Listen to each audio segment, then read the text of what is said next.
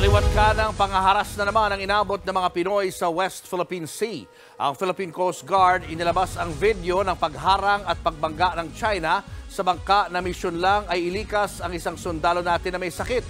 Ang mga Pinoy scientists naman itinaboy sa Sabina Shoal. Nasa frontline ng balitang yan si Camille Samonte. Scientific research activity. Please keep clear of us. Sa pool sa videong ito, ang panggagit-git ng rubber boat ng China Coast Guard sa mga Pilipinong marine scientists sa Sabina Shoal nitong Martes. China Coast Guard, this is Philippine Coast Guard. We are conducting marine scientific research activity. Please keep clear with us for safety.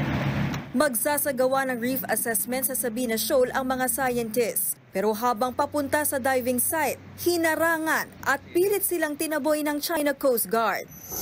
Ayon sa Philippine Coast Guard, bantay sarado ng mga barko ng China ang paligid ng Sabina Shoal.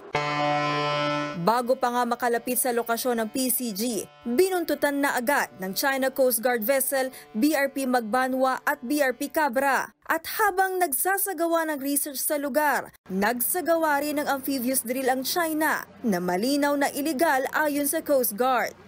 For China to conduct amphibious drill within our own exclusive economic zone is also not permitted. I'm pretty certain that they have not informed the Department of Foreign Affairs of such military exercise. Sa kabila ng harassment ng China para pigilan ng mga Pilipinong scientists, natuklasan ng mga UP Marine scientists na patay na ang halos lahat ng coral sa ilang bahagi ng Sabina Shoal.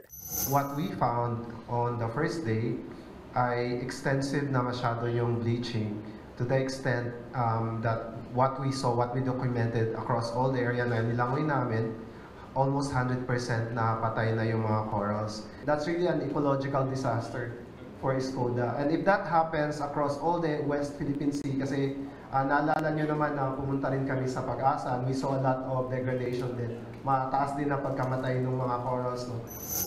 Wala pang pahayag ang China sa mga natuklasang patay na coral sa Sabina Shoal. Pero malinaw na iligal ang mga aktibidad nila sa loob ng Exclusive Economic Zone ng Pilipinas.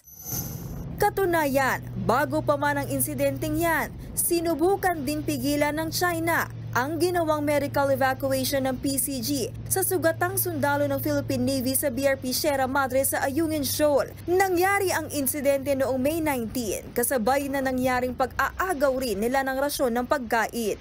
We're going to medevac some personnel. We're going to medevac. We have a sick personnel on that boat. Hinarang at pinalibutan din ng mga Chinese rubber boat ang speedboat na susundo sana sa sundalo. Nakipagpatintero muna ang PCG sa mga Chinese bago nalusutan ang barikada ng mga Chinese vessel.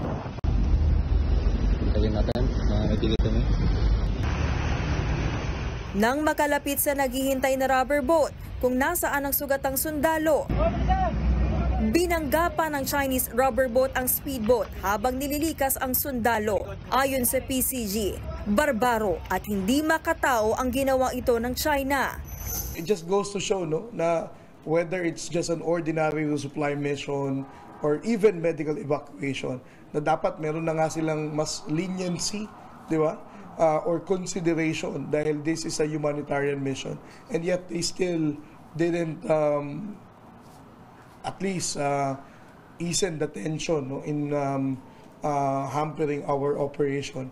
It just goes to show na wala talaga silang pakialam in whatever, whether it's a humanitarian mission or a blatant violation of international law.